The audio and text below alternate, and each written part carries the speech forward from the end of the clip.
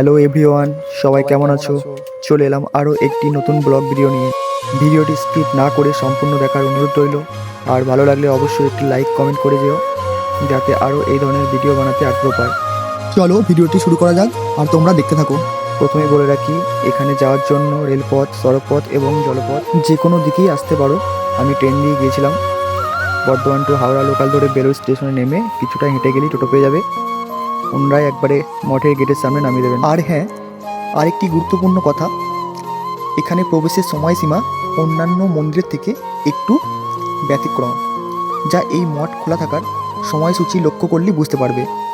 আমি জানুয়ারি মাসে বিকেলবেলাতেই গিয়েছিলাম। যখন গিয়েছিলাম তখন বাজে 3টে, কিন্তু ওনারা 3:30 যে সময় দেওয়া আছে তার 1 মিনিট আগেও গেট খুলবেন না।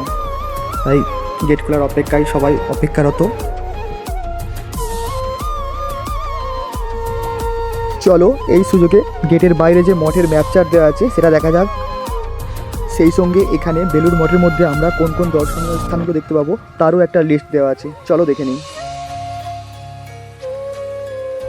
3:30 সময় হয়ে গেলে ওনারা গেট খুলে দেন। চলো তোমাদের ভিতরে কিছু দৃশ্য দেখানোর চেষ্টা করি, দেখতে থাকো।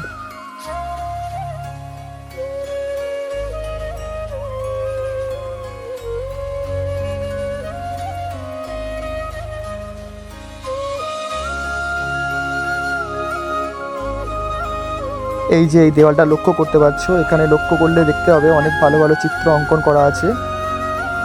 কিছু তথ্য যা না জানলেই নয়, আশা করব অনেকেরই জানা আছে। চলো মঠের দৃশ্য দেখতে দেখতে একটু শুনে নিই।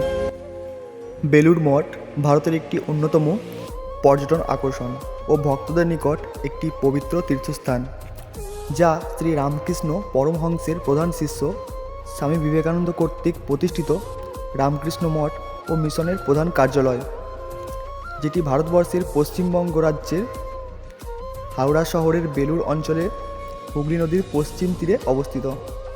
স্বামী বিবেকানন্দের পূর্ব পরিকল্পনা অনুসারে এই মন্দিরটির নকশা নির্মাণ করেছিলেন রামকৃষ্ণ পরমহংসের অপর এক সাক্ষাৎ শিষ্য স্বামী বিজ্ঞানানন্দ।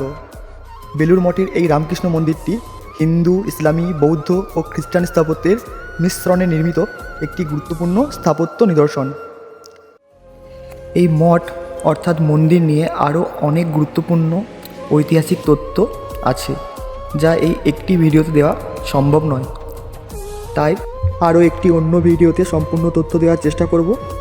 চলো তোমাদের সামনে এই মঠের কিছু দৃশ্য তুলে ধরছি, তোমরা দেখতে থাকো। এটাই হলো এই মঠের প্রধান মন্দির, যেখানে শ্রী রামকৃষ্ণ পরমহংসের মূর্তি নির্মিত রয়েছে। মন্দিরের ভিতরের অংশে ফটো তোলা অথবা ভিডিও করা কঠোরভাবে নিষিদ্ধ হওয়ায় তোমাদের ভিতরের অংশ দেখাতে পারছি না। এখানে চারিপাশটা এত সুন্দর ফুল দিয়ে ডেকোরেট করা আছে, যা দেখলে সত্যিই মনোমুগ্ধ হয়ে যাবে।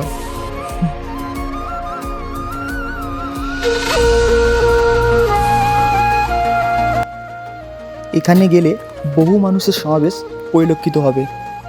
এই সঙ্গে তোমাদের একটা কথা জানিয়ে দিই, এখানে যে ভোগ নিবেদনের ব্যবস্থা আছে তা সকাল 9:30 থেকে 11:30টার মধ্যে কিছু অর্থ প্রদানের মাধ্যমে টোকেন সংগ্রহ করতে হয়।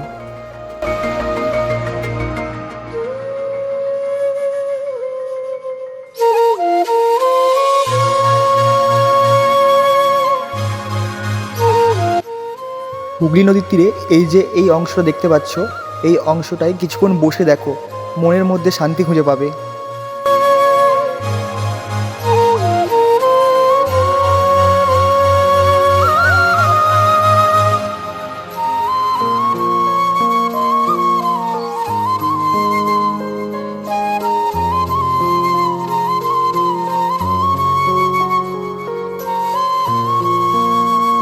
এই যে সামনের যে মন্দির দেখা যাচ্ছে, এই মন্দিরটা গেস করে বলো যে কোন মহান মানবের।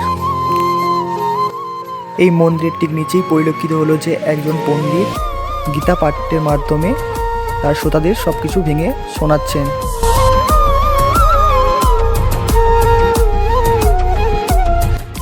এই সেই স্থান যেটি সমাধিপীঠ নামে পরিচিত। এখানে শ্রী রামকৃষ্ণের 7 জন সন্ন্যাসী শিষ্যের দেহ অগ্নিতে আহুতি দেওয়া হয়েছে। এই বেলুড় মঠের আরও কিছু প্রত্যক্ষযোগ্য স্থান যা হয়তো আমার পক্ষে ক্যামেরা বন্দি করা সম্ভব হয়নি। তোমরা তা স্বচক্ষে দেখে এসো, আশা করি ভালো লাগবে। আজকের মতো এই ভিডিওতে টাটা, দেখা হচ্ছে পরের ভিডিওতে। অবশ্যই শেষে জানিও কেমন হয়েছে ভিডিওটা। ধন্যবাদ সকলকেই।